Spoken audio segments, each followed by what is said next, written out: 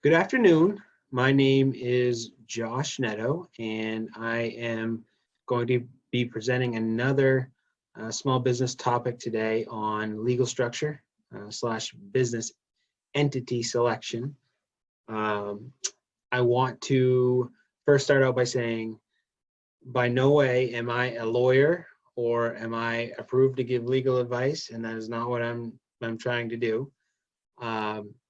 I'm just trying to educate individuals on the different entities and the pros and cons that I know that exist out there. Ultimately, if you are forming a business entity, you should seek some legal advice and also visit an accountant as well. With that said, I want to talk to you about the five main or different types of structures that there are. The most common out there is the sole proprietorship. There's also a partnership, an LLC or limited liability company, a C corporation, and an S corporation. So we're going to go over the pros and cons of each of them, and hopefully that helps you make a decision when forming your business. So the first one, sole proprietorship. Many people are familiar with this. It's the most common form there is.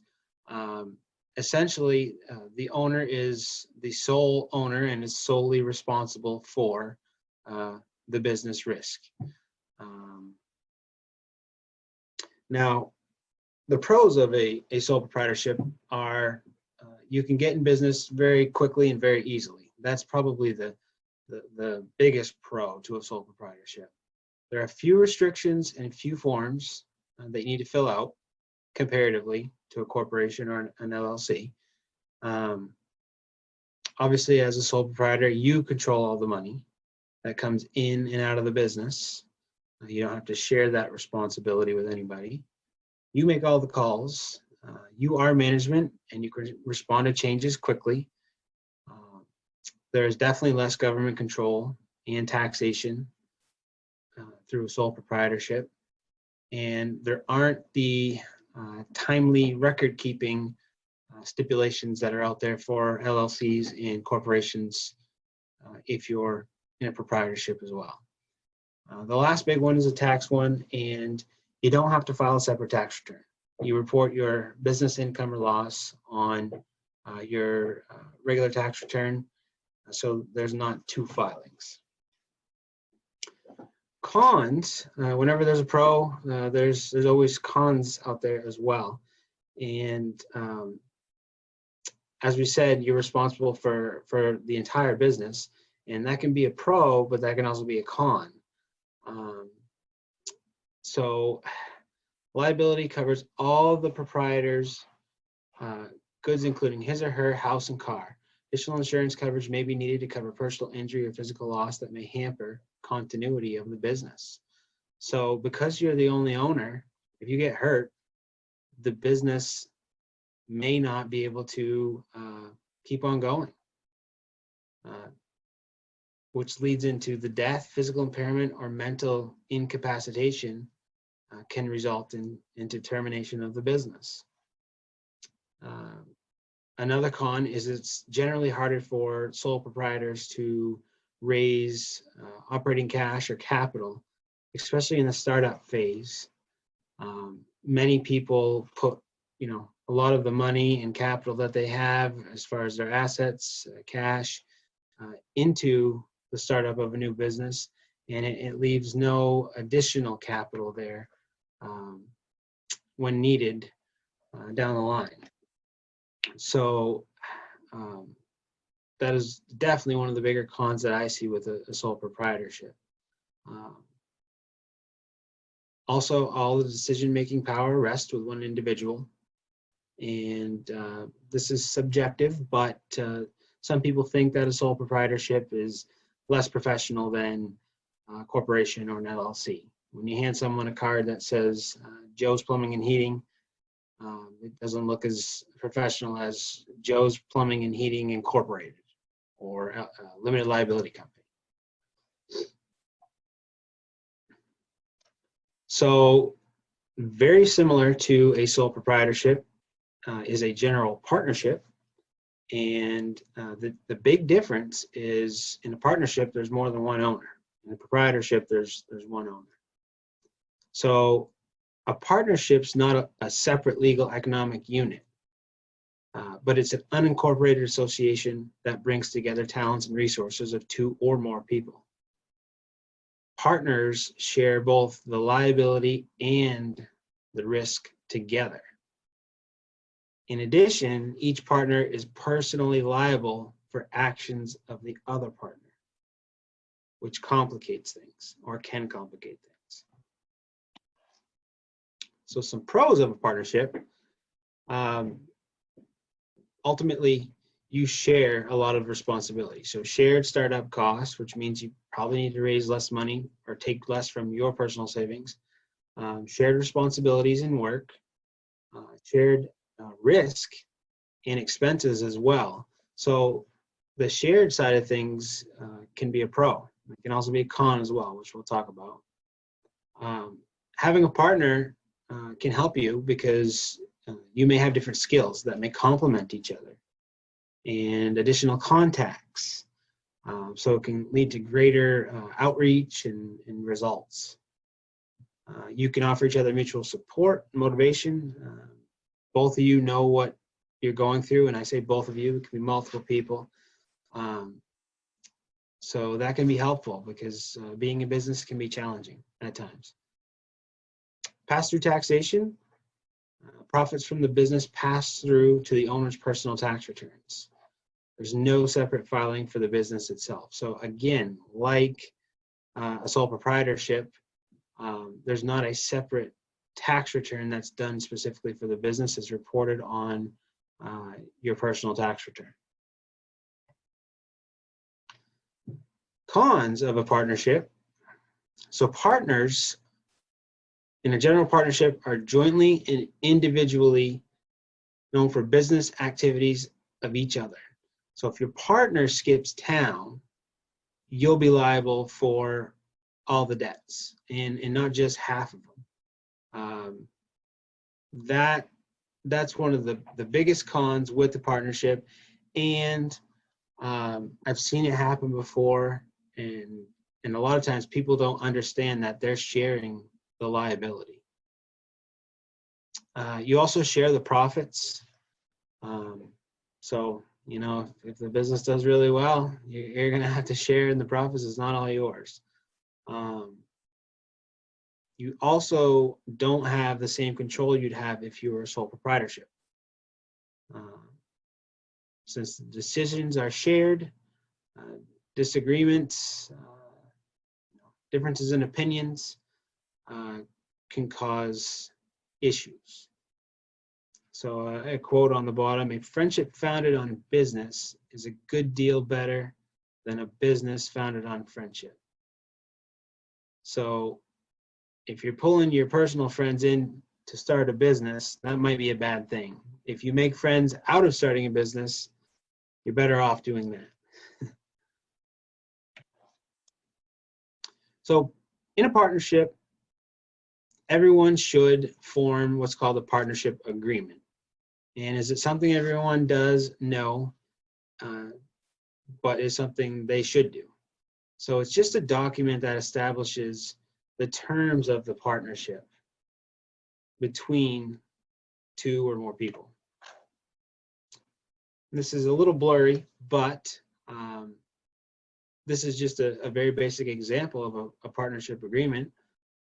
But it lists the partners, it lists what value, how much investment each of them had, who will be taking care of the management task, how the profit and losses will be shared, and any other pertinent information.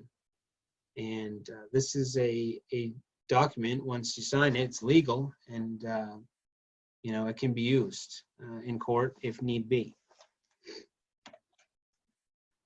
Moving on to the LLC, or Limited Liability Company.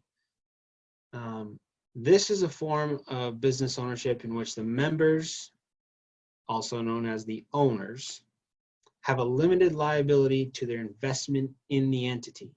It allows for structural flexibility in planning distributions and allocations all members of an LLC participate or can participate in the management without risking loss of liability protection.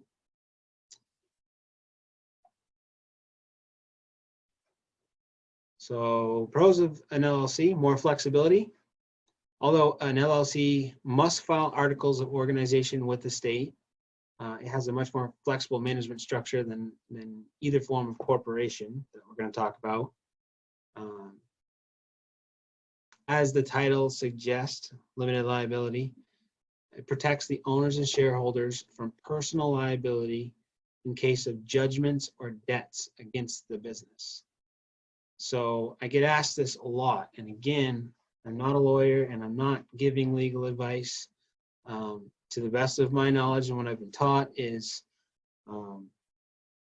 if the business is sued for something that, say, maybe an employee of yours didn't salt the driveway and someone slipped, and they sued the business, your personal assets are going to be protected up to the amount of what you have invested into the business. So if there's other things that are invested in the business that are personal assets, like cars, a house that's not tied to the business, cash, that's going to be separate from the lawsuit. So again, something you know, we're getting into more technical things. You're going to want to consult with an attorney. But the LLC provides more protection than a sole proprietorship or a partnership can provide. There's also tax options.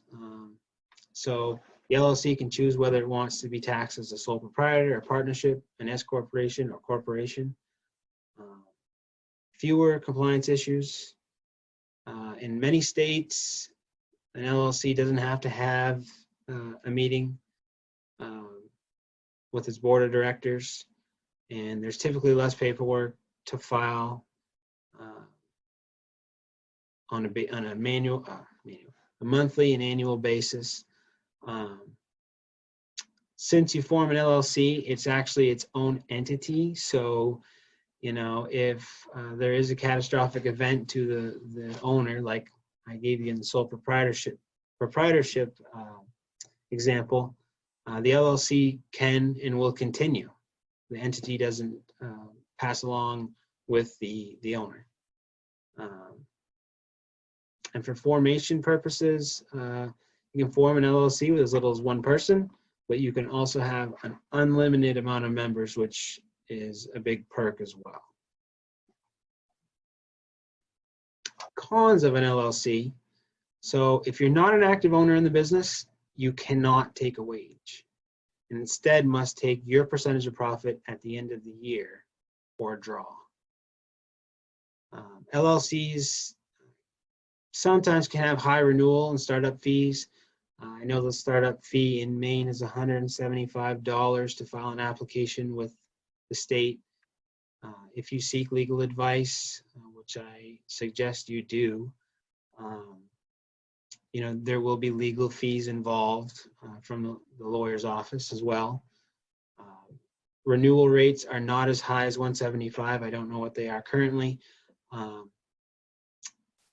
Some states have real high renewal fees, not Maine though. Another con to the LLC, so investors are more likely to invest in a corporation, therefore making it harder to raise capital. It goes along the lines of what I mentioned earlier. People like hearing the word incorporated or corp at the end of a business name. It makes them feel a little more comfortable, even though, you know, that really doesn't necessarily stand true and make them more secure. So unless you're running the LLC alone, ownership of the business is spread across its members. So you're not the only member unless you're in a single member LLC. But this can be a pro or a con, depending on how you look at it. C corporation. So this is a separate legal entity in the eyes of the IRS, and it's taxed at corporate rates, which are different from the individual rates. C corporation will have a double taxation effect, one at the corporate level and then one at the individual level upon distribution of dividends. The big thing to remember about C corporation is double taxation, which we'll talk more about. The pros of a C corporation are the owners are separate from legal liability, so they're not entirely responsible when faced with a legal issue or debt. Corporations have the ability to sell stock, which raises the likelihood of acquiring much needed financial capital in order to grow.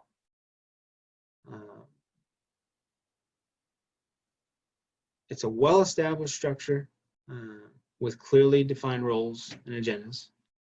And corporations also offer the option to buy stock at a fixed price and receive stock benefits. Cons of a corporation are the time and cost to do it, to become incorporated, can be expensive. There's articles of incorporation that need to be drawn up, and bylaws, and there's filing fees, and there's just ongoing paperwork with a C corporation. There's going to be paperwork with any business entity, but C corporation probably sees the highest level of that. You got to follow corporate formalities. So, for instance, you got to hold regular meetings of directors, and you got to keep records of corporate activity and maintain the corporation's financial independence. So record keeping has to be top notch, essentially, if you have a corporation. The big con of a corporation, and the one that sticks out in everyone's mind, is the tax liability. So the profits from a C corporation are what's called double taxed. That is, the corporation itself is taxed for any profits the corporation earns.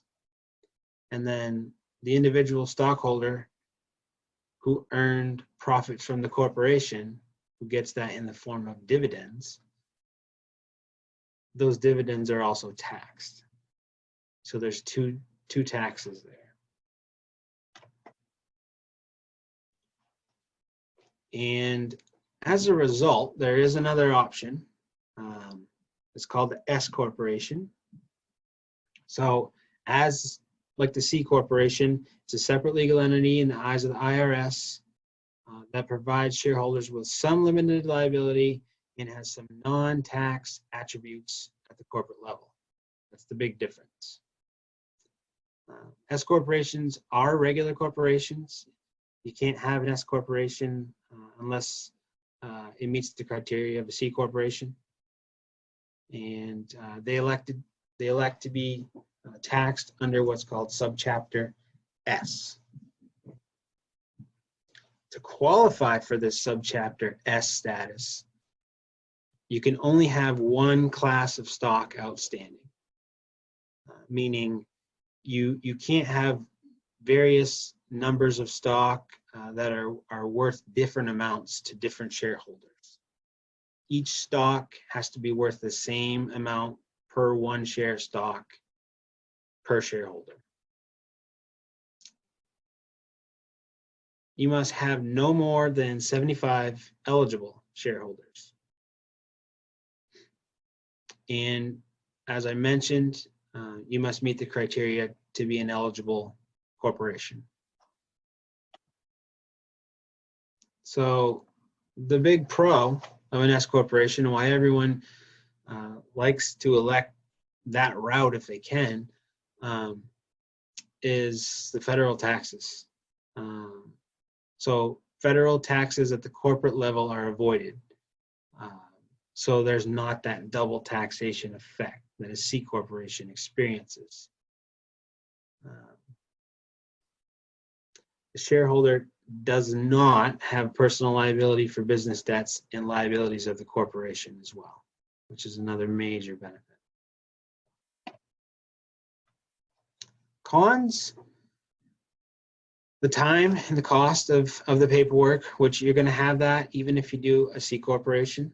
So, you know, it's a con, but it kind of comes with the territory if you want to set up a business. It's only eligible if there's one class of stock, which we talked about. Although it can have voting or non-voting shares. Voting shares are, it means the shareholders have, you know, voting rights as far as some of the strategic moves the corporation's going to have, like hiring a new executive director or CEO or a merger. Non-voting rights means that their shares, you know, don't allow them to vote.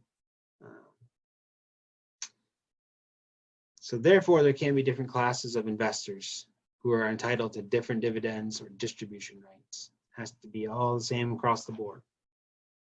And lastly is the IRS will more closely scrutinize the taxes in the business, because the money issued to shareholders can be in the form of salary or dividends or both. And salary and dividends have different deduction repercussions. So S corporations, you know, they have a fine comb go over them, along with all the other forms of business entities. But apparently S corporations have a little bit more. Now, that is the presentation, and I just want to wrap up with saying I'm not an attorney. I'm not approved to give legal advice. This is more of a educational tool for you to use to help guide you. But you are going to want to go seek advice from an attorney or a legal entity. Please feel free to reach out to any of your business advisors across the state at the Maine SBDC, and you can register to sign up for advising on mainesbdc.org or visit us right at one of our host institutions. Thank you for listening, and we'll talk to you next time.